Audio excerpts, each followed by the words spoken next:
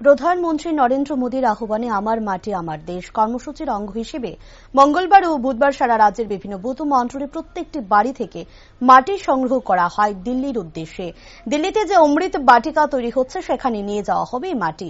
তারই অঙ্গ হিসেবে বুধবার বাধারঘাট এলাকায় মেয়র দীপক মজুমদার, এলাকার বিধায়িকা মীনা রানী সরকার, কর্পোরেটর বাপি দাস, কর্পোরেটর রঞ্জন দাস বাড়ি বাড়ি থেকে পবিত্র মাটি সংগ্রহ করে।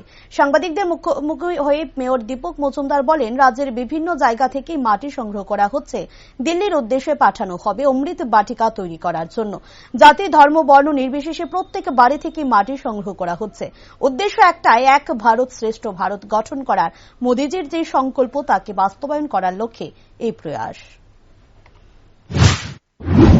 আমাদের ভারতীয় জনতা পার্টির দলীয়ভাবে উদ্যোগ গ্রহণ করা হয়েছে আমার মাটি আমার দেশ যে কর্মসূচি, তারই অঙ্গ হিসাবে আমাদের সারা দেশের সঙ্গে আমাদের সারা রাজ্যে এবং আমাদের সারা শহরে এবং আজকে 14 বাধারঘাট বিধানসভা কেন্দ্র যথেষ্ট উৎসাহ উদ্দীপনের সহিত সমস্ত দেবতুল্য কার্যকর্তাদের নিয়ে আমাদের মাননীয় বিধায়িকা মীনা রানী সরকার মহোদয় আছেন, আমাদের এমআইসি মেম্বার আছেন বাপি দাস, আমাদের কর্পোরেটর রঞ্জনা দাস, আমাদের মন্ডল সভাপতি কেশব দত্ত এবং রাজভরের সমস্ত নেতৃত্ব, সমস্ত কার্যকর্তারা আমরা বাড়ি বাড়ি গিয়ে আমরা প্রত্যেকটি বাড়ির থেকে, আমার উদ্দেশ্য হচ্ছে আমাদের প্রধানমন্ত্রী বলেছেন যে সারা দেশের প্রতিটি বাড়িতে জাতি, ধর্ম, বর্ণ নির্বিশেষে পবিত্র মাটি সংগ্রহ করে সেগুলি আমাদের দিল্লিতে যাবে, অমৃত বাটিকা তৈরি হবে।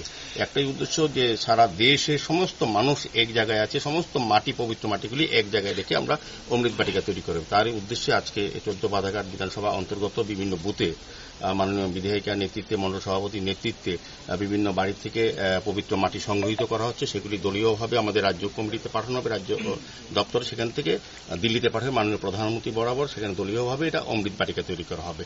কাজেই সেটাকে সফল করার জন্য আজকে আমরা বেরিয়েছি। সারা রাজ্যে সারা শহরও এই কাজ চলছে। বাধারঘাট বিভিন্ন বুথে মাটি সংগ্রহ করা, পবিত্র মাটি প্রত্যেক বাড়িতে, কোনো সম্প্রদায়, জাতি, বর্ণ দেখা হচ্ছে না, প্রতি বাড়ি থেকে পবিত্র মাটি নেওয়া হচ্ছে। উদ্দেশ্য একটাই, ভারত এক ভারত শ্রেষ্ঠ ভারত করা, সমস্ত জাতি ধর্ম নির্বিশেষে যে আমরা এক ভারতবর্ষে আছি এটাই প্রমাণ করা, অমৃত বাটিকা তৈরি করা হচ্ছে।